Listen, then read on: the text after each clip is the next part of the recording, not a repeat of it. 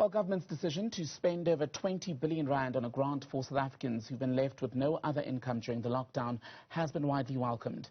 The Social Relief of Distress grant will run until March next year and pay out 350 rand every month to the poorest South Africans. Activists are hoping the relief will be made permanent, while other organizations have questioned the sustainability of a basic income grant. Mervyn Abrahams is with the Pietermaritzburg Economic Justice and Dignity Group. He joins us now to talk more about the grant. Mervyn, afternoon. Thank you so much for being on Newsfeed PM. Many in the socio-economic justice space are saying that this is a step in the right direction, but is it a big enough step, I wonder? So we have to firstly say that the reintroduction of the grant will help households. I mean, if you didn't have 350 a month ago and now receive 350, then of course it is of help. However, we also have to consider that the situation has gotten so much worse when we compare the situation year on year, when we compare it to the situation in 2019 and 2020 and now, then really 350 rand will not get us very far. And so while we welcome it, we also would like to see a transformation of the economy and the potentially an implementation of a basic income grant as soon as is possible. And I mean, you don't need reminding, but conversations in South Africa about the introduction of a basic income grant go, some of them as far back as 2002. We're hearing this week again that government is looking at that as a serious consideration. But how and what needs to be done, I wonder, in the interim between now and March of 2022, when this 350 rand grant will expire? What needs to be done to make sure that when it does expire, the poorest among us aren't left high and dry? So the first things that we need to do, Thembekile, is to efficiently and effectively distribute the 350. We have called on government to firstly, number one, to include the 350 with every payout of the child support grant. There is no need to re-register mothers who claim child support grant. That should just automatically be given to those women because it is on the system. It can be more efficient.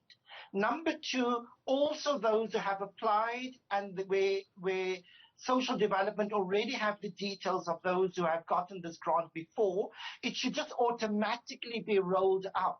We are fearing that we are building up this whole bureaucracy of having to reapply, and what that will mean is that we will see some of the very same situation we saw a year ago, where grants were not paid out or they were paid out irregularly, etc. Really, we should efficiently dispense with this grant, and that actually will help. That should be the first step. And you raise a very crucial point. A lot of people who do qualify for the grant have said, even on public platforms, including social media and radio stations, that yes, you get the SMS to say you do indeed qualify, come through on such and such a date. You get there, you have to queue outside a post office from early morning until late afternoon, really a system in disarray. Do you think the government at this stage can do it alone, or do they need to look elsewhere for help to make sure that the system is efficient? So really, if their help can be found elsewhere, they should take it. I mean, what we would like to bring to the fore is that the situation is dire. People need money and they need it today because they are hungry. So there is no time for bureaucracy and inefficiency in the system. Let us use an efficient system and let's get the money through to people on a day that they know they will get paid that 350. It must be regular and it must come through on the same day each month, so that people can even take loans against the 350, because only that will actually help that 350 to go to some extent to provide the relief that is required at this moment. Well, critics of the grant say we're raising people's hopes only to dash them, because at this stage, as per the admission by the Finance Minister, Tito Mboweni, this week, debt to GDP for South Africa is around 80%, and this alone will cost about 27 million until March next year, and they say we can't afford it beyond that. What do you say?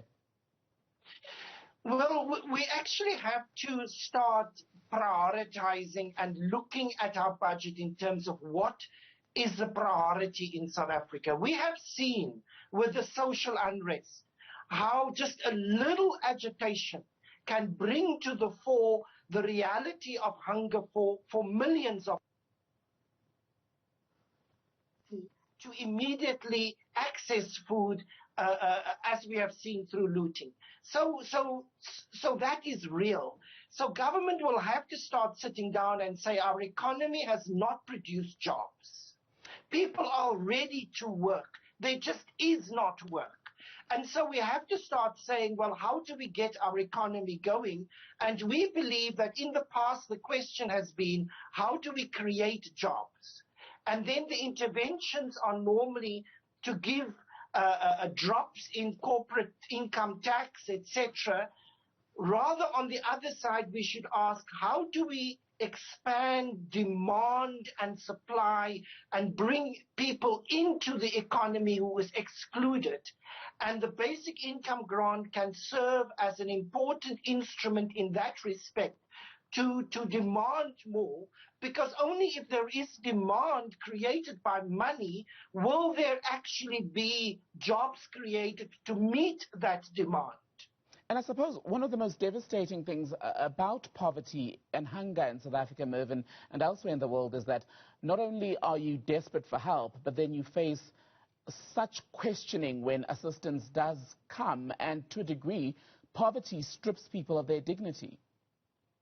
Exactly. And so people stand and they sit, and our constitution is built on the principle of human dignity.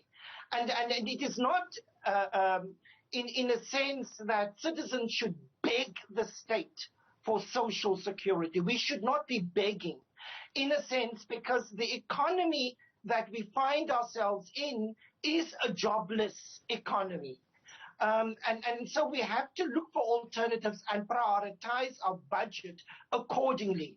It is no use saying that there isn't any money available. Yes, there isn't money available on the basis of how our current budget is prioritized. Can we begin to relook at our priorities and then allocate our budget accordingly?